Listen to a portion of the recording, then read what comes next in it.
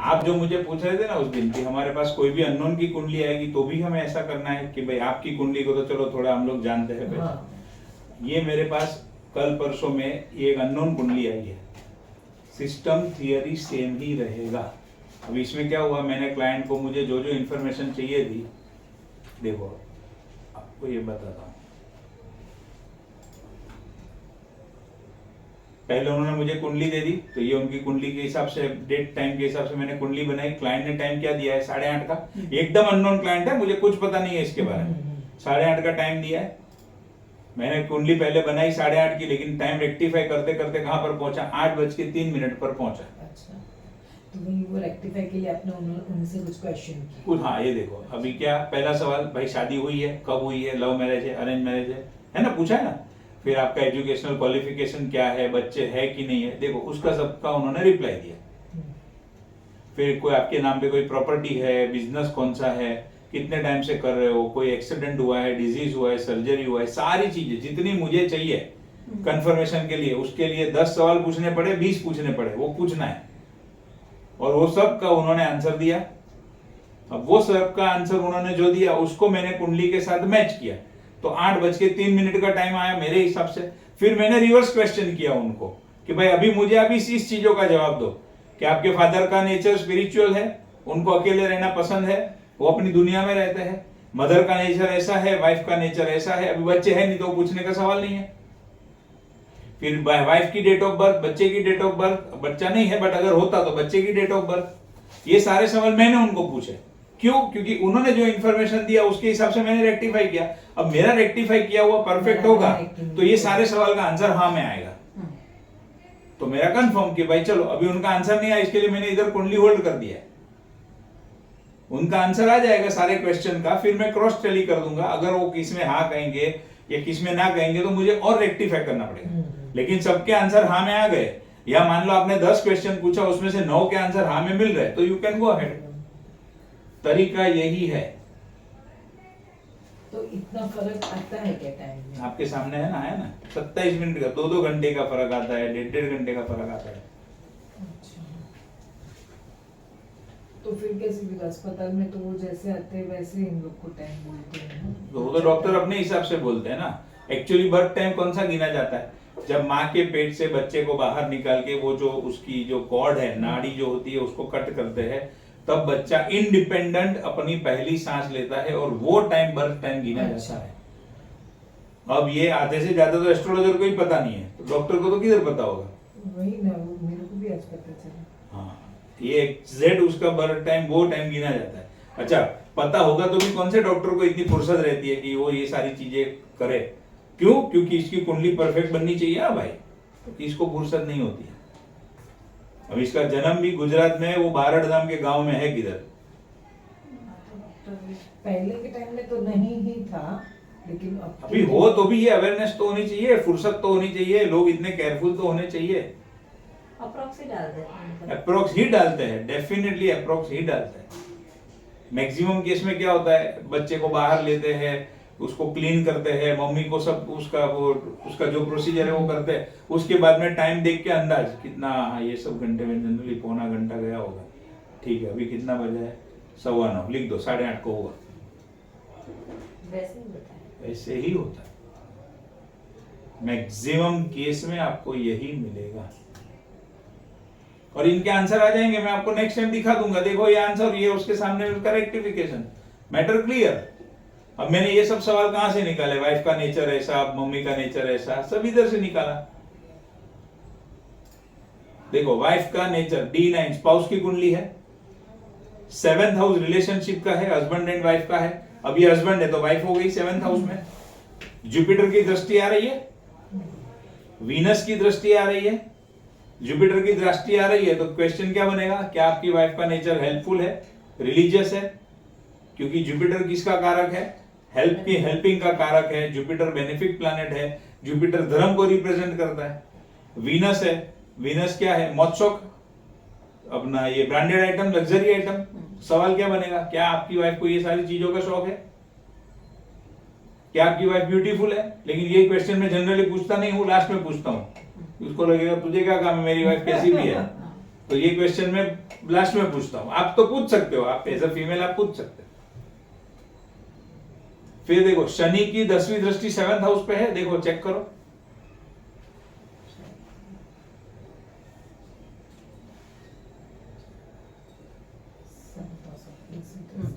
शनि की 10वीं दृष्टि 7th हाउस पे है। जब शनि 7th हाउस को देखता है, शनि का एक कारक तत्व है डीले, तो वो शादी में डीले कराता है। देखो आप बड़ी कुंडली देखोगे, ये D1 चार्ट देखोगे, ऐसे ही रखोगे तो आप कंफ्यूज होंगे। इसमें कहीं पर भी 7th हाउस के ऊपर शनि का कोई कनेक्शन आ रहा है? देखो ये कुंडली में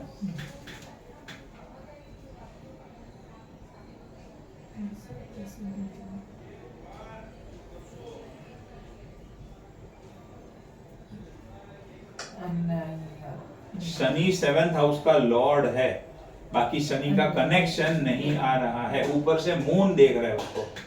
अब मून क्या है? Fast speed. तो जब मून 7th हाउस को देखे तो शादी फास्ट होनी चाहिए, लेकिन इसकी शादी लेट हुई है, क्योंकि यहां से जो इंडिकेशन मिला, लेकिन स्पाउस की कुंडली में पूरा चेंज हो गया। ये D1 जेट किनका स्पाउस का है? D9 स्पाउस का है ना, D9। D9 नहीं, D1 देखो D1 का चार्ट जनरल है, हाँ। व्यक्ति के खुद के लिए है, उसका हाँ। नेचुरल बिहेवियर उसके लिए ज्यादा हम देखते हैं। बट फिर भी कोई भी चीज के लिए हम D1 को यूज करते हैं एज एन इंडिकेशन। तो ये देख के मुझे क्या इंडिकेशन मिलेगा? भाई मून देख रहा है 7th हाउस को, तो शादी उल्टी स्पीड में होनी चाहिए, जल्दी होनी चाहिए, क्योंकि मून है। लेकिन इसकी शादी कब हुई है? अपनी एज के 29th ईयर में हुई है, तो उसको हम डिले गिनेंगे। अब डिले गिनेंगे तो वो डिले का कनेक्शन मुझे D9 में मिलना चाहिए। वो कनेक्शन मुझे कहां से मिला? D9 में। अब वो मैंने कैसे पकड़ा? अब मैं टाइम इसको चेंज करते जाता हूं। देखो 1 मिनट आगे करता हूं,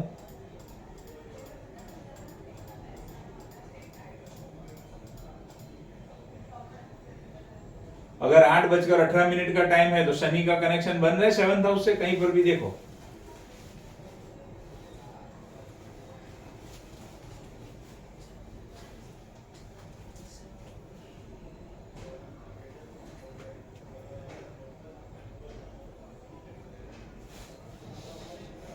नहीं बन रहा है।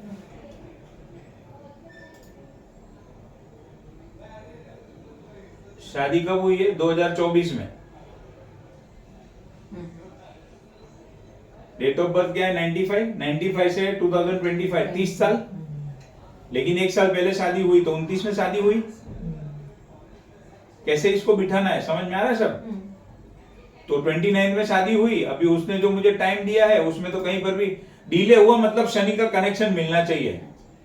सिंपल पकड़ लो। तो इसमें तो शनि नहीं मिल रहा है, तो फिर मैं और इसको वापस टाइम, देखो आप समझ में आ रहा है कैसे हम रेक्टिफाई करते हैं। फिर इसको मैं और टाइम कम करूंगा। जैसे ही मैंने 1 मिनट कम किया तो क्या हो गया? फटाक से शनि सीधा अपनी 10वीं दृष्टि से 7वें घर को देख रहा है, यानी शादी में डिले हो गया। और मुझे इसमें और डबल श्योर होना है। अभी आपको शुरू शुरू में ये सब करना पड़ेगा। तो मैं क्या करूंगा?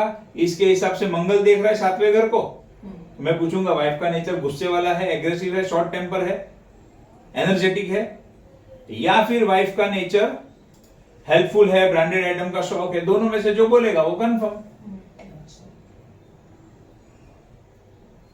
बट उसके पहले मुझे पता है शनि का कनेक्शन इधर आ रहा है, तो यही कंफर्म होने वाला है।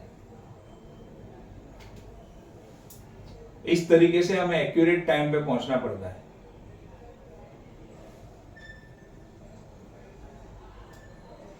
अब दूसरा, उसने मुझे क्या कहा कि मैं केमिकल में और सॉल्वेंट में ब्रोकर हूं। ब्रोकर, अब ब्रोकर कौन से हाउस से देखते हैं हम?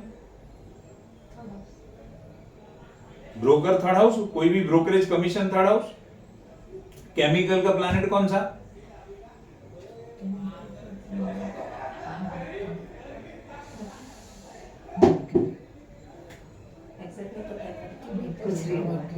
मैं सवाल पूछ रहा हूँ कि तुम सवाल पूछ रहे हो?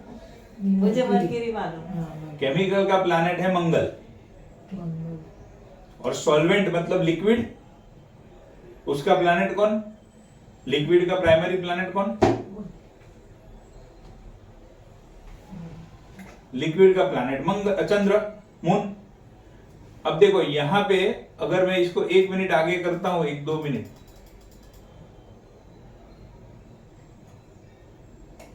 यहां पर कहीं पर भी 10th हाउस में मंगल का कनेक्शन आ रहा है।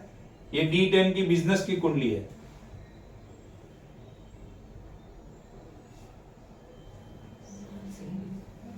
ना तो मंगल 10th में बैठा है, ना मंगल 10th को देख रहा है, ना 10th लॉर्ड के साथ में मंगल कंजंक्शन में है, ना तो उसकी राशि है, कुछ नहीं है। 10th हाउस से कुछ लेना देना नहीं है मंगल को अभी तो। क्लियर? अभी जैसे मैं यहां पे टाइम चेंज करता हूं, फटाक से मंगल आ गया। तो एक चीज तो ये पक्की हो गई कि 8:30 का टाइम तो इसका है ही नहीं। 8:24 करने पर ही मंगल 10th में जा रहा है। लेकिन उसमें वापस फिर सैटर्न यहाँ नहीं आ रहा हूं, सब आ रहा हूं। तो एक चीज तो ये फाइनल हो गई। इसमें सबसे पहले हम क्या करते हैं, हस्बैंड वाइफ के मतलब मैरिज का टाइम D9 को सबसे पहले कंफर्म करते हैं। ये थोड़ा आगे का स्टेप है, बट आपको समझाऊंगा तो थोड़ा इंटरेस्ट आएगा कि कैसे कैसे होता है। अब इसको और आगे बढ़ते हैं। जब तक अभी देखो सैटर्न भी इधर तो हिला नहीं है ना। अभी जैसे ही थोड़ा मैं आगे बढ़ता हूं तो ये मेरा उसको शादी का पॉइंट मेरा मैच हो गया कि शादी में डिले हुई। तो ये और श्योर हो गया कि 8:17 के पहले का टाइम उसका है ही नहीं, गारंटी। लेकिन एक्यूरेट कौन सा है, अभी उसके ऊपर पहुंचना है। अब सॉल्वेंट बोला है, सॉल्वेंट तो चंद्र का कनेक्शन मुझे 10th हाउस से मिलना चाहिए। केमिकल, लिक्विड केमिकल में वो डील करता है, ब्रोकर है। मैं और आगे बढ़ूंगा। चंद्र आया, चंद्र आया 10th हाउस से कनेक्ट हो रहा है, लेकिन मंगल भाग गया। मंगल भाग गया ना उधर से। अभी मंगल को पकड़ के लेके आओ।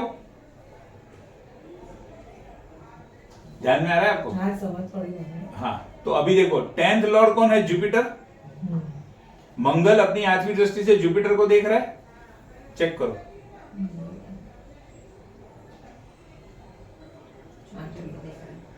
तो यानी कि 10th हाउस के साथ 10th हाउस में डायरेक्ट देख रहा है मून। 10th हाउस में बैठा तो कोई है नहीं, लेकिन 10th हाउस का जो लॉर्ड है वो जुपिटर, उसको देख रहा है मंगल। तो केमिकल का कनेक्शन आ गया। मून लिक्विड है तो लिक्विड का कनेक्शन 10th हाउस से बन गया। और हाँ? फिर से कबूल।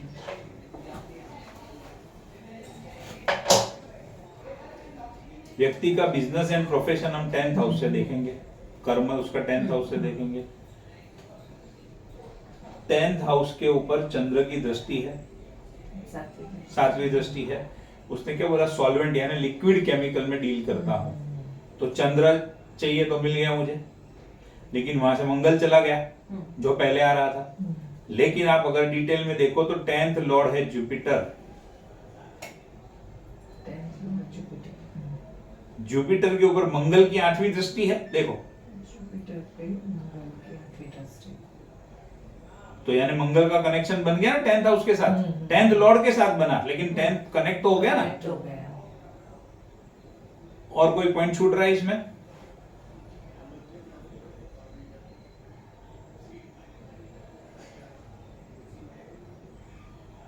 सॉल्वेंट केमिकल में ब्रोकिंग, ये उसने बोला।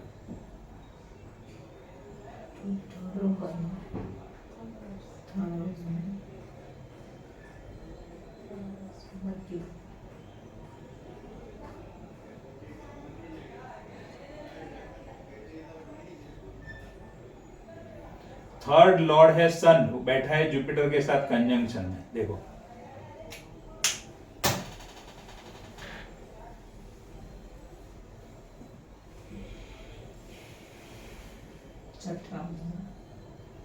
अभी 6 में बैठा है, वो बात बराबर है। सन के साथ। लेकिन जुपिटर जो 10वें घर का स्वामी है, 10th हाउस का लॉर्ड है, मंगल उसको देख रहा है।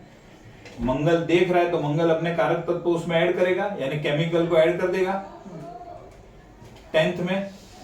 सन क्या बोल रहे, छठे हाउस का स्वामी है। सन 3rd हाउस का लॉर्ड है। 3rd हाउस का लॉर्ड है। 3rd house commission and brokerage का है, और बैठा है 10th लॉर्ड के साथ में। कर्म के स्वामी के साथ बैठा है ना, जुपिटर के साथ बैठा है। तो 10th हाउस को देख रहा है चंद्र और 10th लॉर्ड के साथ में बैठा है मंगल और सूर्य। तो ये हो गया उसका एग्जैक्ट जो कर रहा है उसके साथ में मैच। और ये मैच करने से पहले उसको मैंने क्या पूछा, और कोई बिजनेस प्रोफेशन में पहले काम किया है? तो उस हिसाब से टैली करना पड़ता है, बट नहीं किया है, वो पहले से इसमें ही है, तो फिर कोई सवाल नहीं है। तो ये टाइम अभी तक के लिए ये टाइम प्रॉपर है। अभी तो ये 8-11 हो गया।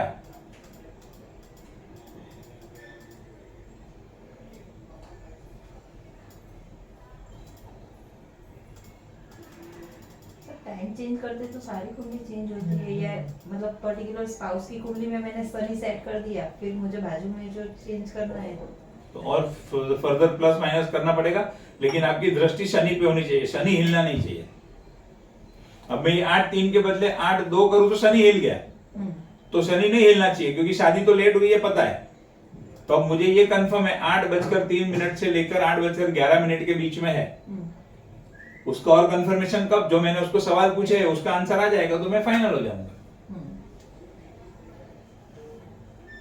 तो कहां 8:30 और कहां 8:03, अभी 8:30 की कुंडली लेकर घूमते रहो, मिलेगा आंसर। फिर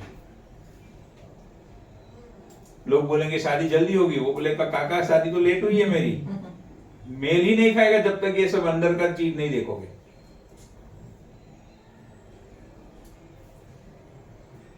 अब जो सवाल पूछे है उसका आंसर आएगा तो अपने को टाइम कंफर्म हो जाएगा, उसके बाद में मैं प्रेडिक्शन चालू करूंगा, तब तक नहीं करना है। अच्छा, दशाओं के हिसाब से देखो, शुक्र की दशा चल रही है। मैं देख रही थी वीनस। वीनस की दशा चल रही है। वीनस कहां पर बैठा है? 12वें घर में। ये व्यक्ति का जन्मस्थल है गुजरात में बाबरा। अभी कहां पर है? ये मुंबई में। जन्मस्थल से दूर हो गया, दशा आ गई, दूर लेकर आया।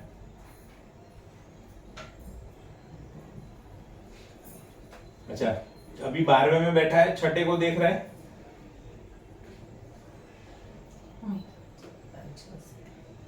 तो 6-12 का कॉम्बिनेशन एक्टिवेट हुआ। अब 6th हाउस सर्विस का है या जॉब का है, 12th हाउस घर से दूर का है। तो सर्विस प्रोवाइड कर रहा है ना, ब्रोकिंग का सर्विस है, खुद ले बेच नहीं कर रहा है कुछ। और 12th हाउस घर से दूर है। तो अब कंजंक्शन में कौन है? वीनस के साथ में सूर्य कंजंक्शन में है, तो 2nd हाउस। तो इनकम अभी उसकी अच्छी आ रही है, लेकिन कॉम्बिनेशन कहां बन रहा है? 12th हाउस में। पैसा आएगा जाएगा, आएगा जाएगा। 12th हाउस खर्चे का भी है। खर्चा कहां होगा? फैमिली के पीछे होगा, क्योंकि 2nd हाउस का लॉर्ड 12th में बैठा है। 2nd हाउस का लॉर्ड है वीनस, बैठा है 12th में। सॉरी, 2nd हाउस का लॉर्ड है सन, बैठा है 12th में। देखो, उच्च और नीच का थोड़ा बहुत मैंने आपको समझाया, वो टॉपिक इसमें है तो थोड़ा उसको क्लैरिटी और कर लेते हैं।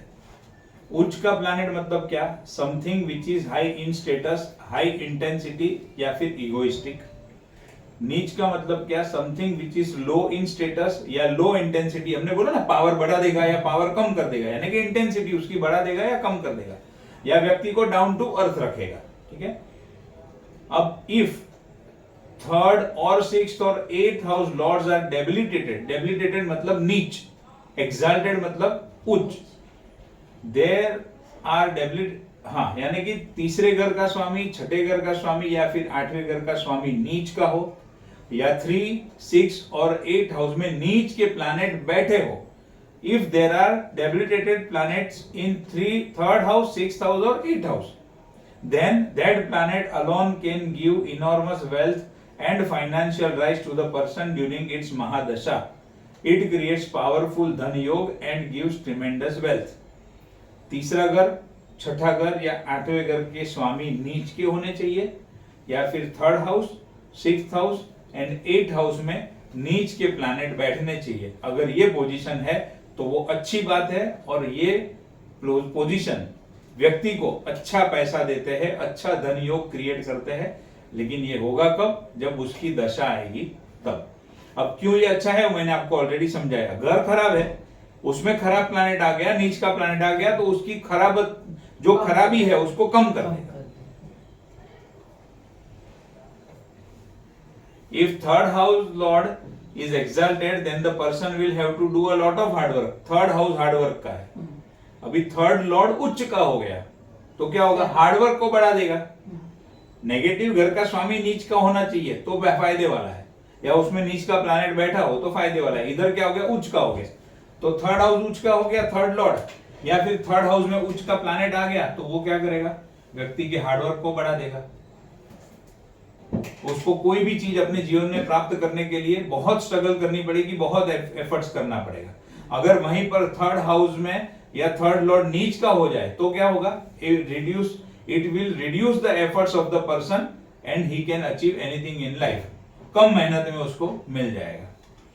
अगर उसी तरीके से छठे घर का स्वामी अगर उच्च का है तो व्यक्ति के जीवन में चैलेंजेस बढ़ा देगा, कोर्ट केस बढ़ा देगा, डिस्प्यूट बढ़ा देगा, हस्बैंड वाइफ के बीच में डिफरेंस ऑफ ओपिनियन बढ़ा देगा, क्योंकि सिक्स हाउस है, नेगेटिव है, लेकिन उसका प्लैनेट, उसका लॉर्ड उच्च का हो गया, या फिर उस घर के अंदर उच्च का प्लैनेट आ गया और वही प्लैनेट की दशा आ गई, तो जबरदस्त प्रॉब्लम क्रिएट करेगा।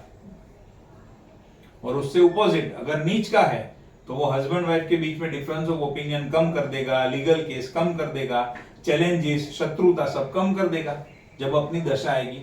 ये सब होगा कब, अपनी दशा आएगी तब। उसी तरीके से आठवें घर का लॉर्ड अगर उच्च का है तो जबरदस्त पेन आएगा, जबरदस्त अनसर्टेनिटी होगी उसके जीवन में। If the eighth Lord is exalted, person will have a long life, मतलब आठवां घर आयुष्य का है तो एक अच्छा पॉइंट मिलेगा कि लाइफ तो लंबी होगी, लेकिन उसके सामने वो लाइफ क्या है, पीड़ा वाली होगी, स्मूथ लाइफ नहीं होगी, क्योंकि आठवां घर छोड़ेगा तो नहीं भाई। देखो, इनहेरिटेंस देगा लेकिन उतना पेन भी देगा। If the eighth lord is debilitated, then the person will have a very low level of pain. लेकिन उसके साथ साथ में आयुष्य कम भी हो सकता है। किसी भी व्यक्ति को हर एक चीज तो मिलने वाली है ही नहीं, और हर एक घर में अच्छी चीजें भी है, बुरी चीजें भी है। कोई घर अच्छा, कोई घर खराब, या कोई प्लैनेट अच्छा, कोई प्लैनेट खराब, ऐसा कुछ नहीं है। वो व्यक्ति की कुंडली में क्या पोजीशन है और वो व्यक्ति को अपने जीवन में क्या चाहिए, उसके ऊपर सारी चीजें डिपेंड है।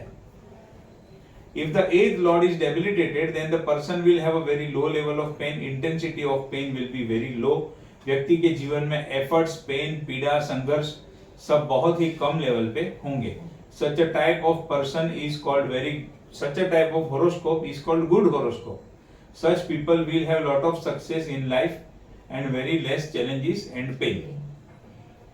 If there is any debilitated planet in third house, sixth house or eighth house, or 3-6 in lord is debilitated, then it is very good for that person. जो मैंने 3-4 बार आपको रिपीट किया, तो ये एक मेन मुद्दा था। ये चीज आपको ध्यान में रखनी है उच्च और नीच के मामले में। हाँ हाँ, બધું લઉં છું, જેમ ટોપિક આવે ને એ પ્રમાણે એ લઉં છું।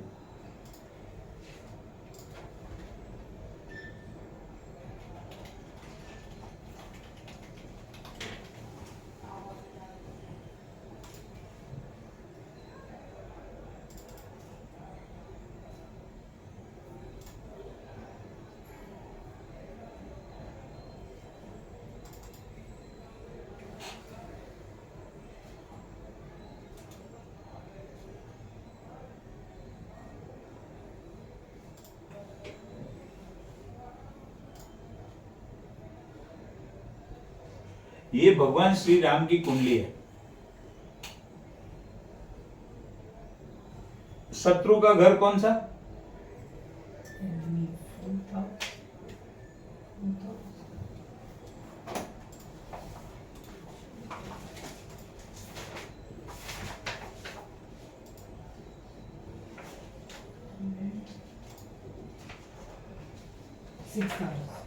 सिक्स्थ हाउस, शत्रुओं का, एनिमी का।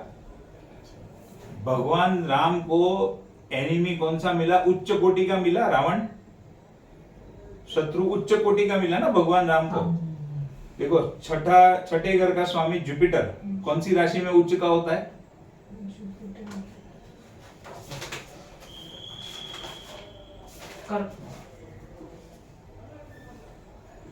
उच्च का कर्क में उच्च का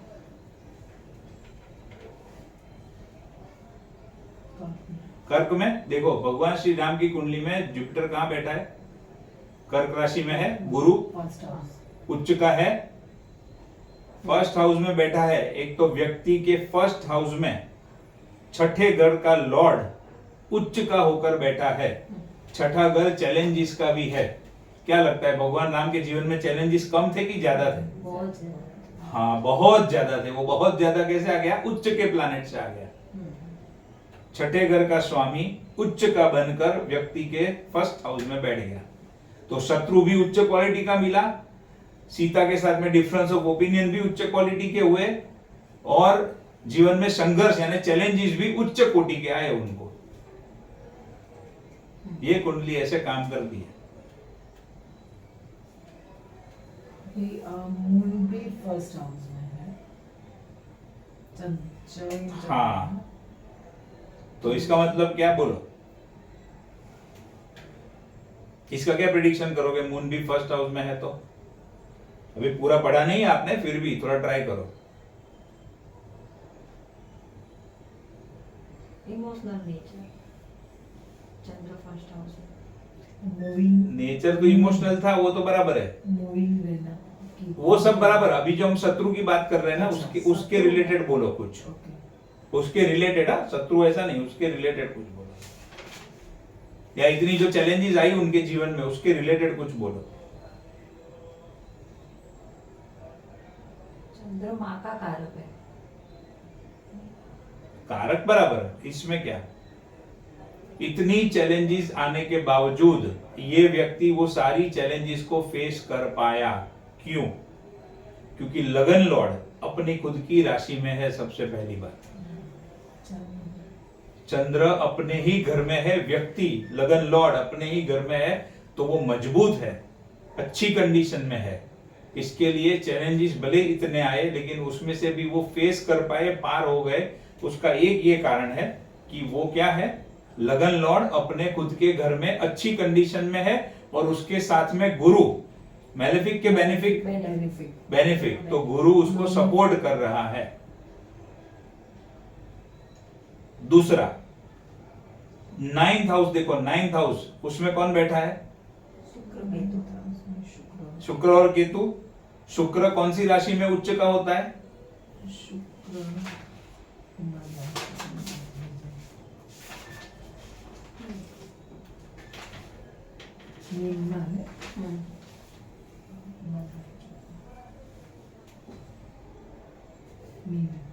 मीन राशि में उच्च का होता है। उच्च और नीच में हमने क्या पढ़ा? 3, 6 एंड 8 के नीच के होने चाहिए, जबकि इनका 6 का प्लैनेट उच्च का है, 6 लॉर्ड। बट 1, 5, 9 जो अच्छे घर के स्वामी है वो उच्च के होने चाहिए। तो है 9th हाउस का लॉर्ड उनका उच्च का, सॉरी 9th हाउस में उच्च का प्लैनेट बैठा है, तो भाग्य का सपोर्ट हर जगह पे मिला उनको।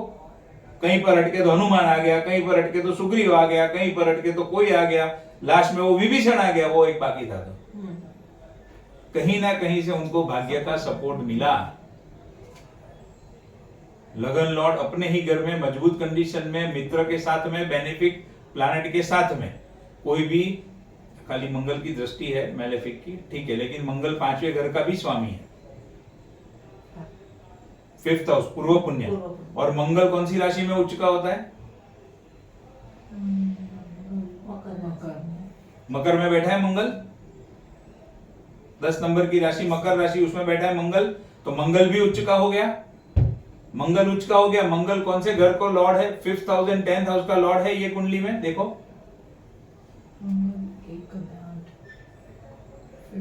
5th हाउस पूर्व पुण्य, त्रिकोण हाउस शुभ स्थान, 10th house status, name fame, recognition, केंद्र हाउस का और त्रिकोण हाउस का स्वामी उच्च का होकर बैठा है 7वें में, और देख रहा है 1st हाउस को।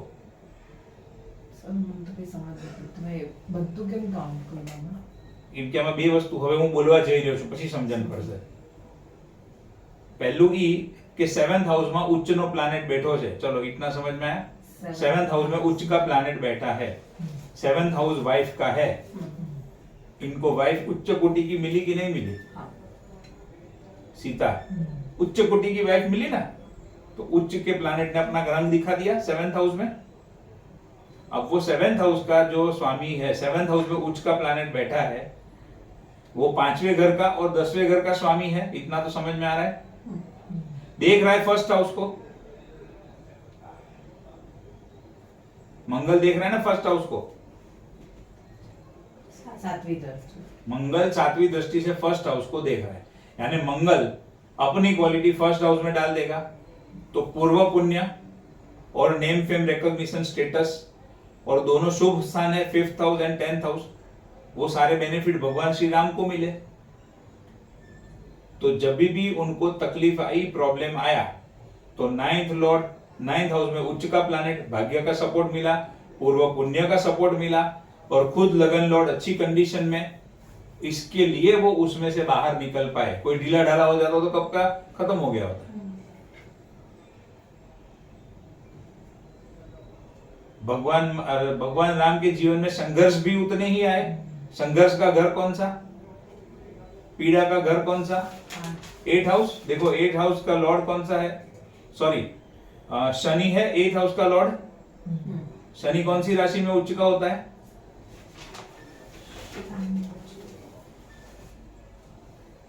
तुला।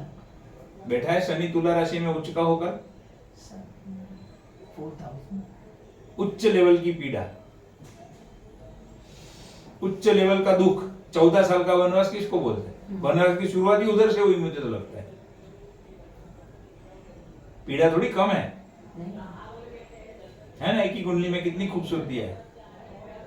ये सबके बावजूद भी वो बाहर निकल पाए उसमें से, क्योंकि जहां जहां पर उनको संघर्ष आया, तकलीफ आया, या तो वाइफ ने सपोर्ट किया, या पूर्व पुण्य ने सपोर्ट किया, या भाग्य ने सपोर्ट किया।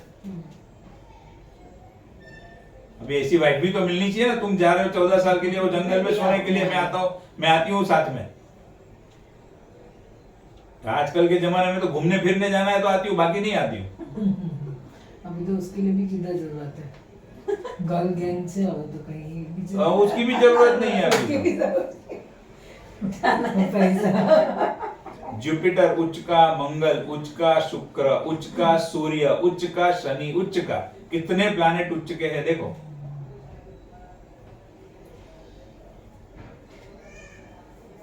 10th हाउस में बैठा है सूर्य, मेष राशि में उच्च का होता है, तो राजा का स्टेटस मिला, नेम फेम रिकॉग्निशन राजा के लेवल का। राजा के लेवल का क्या, राजा ही बना दिया।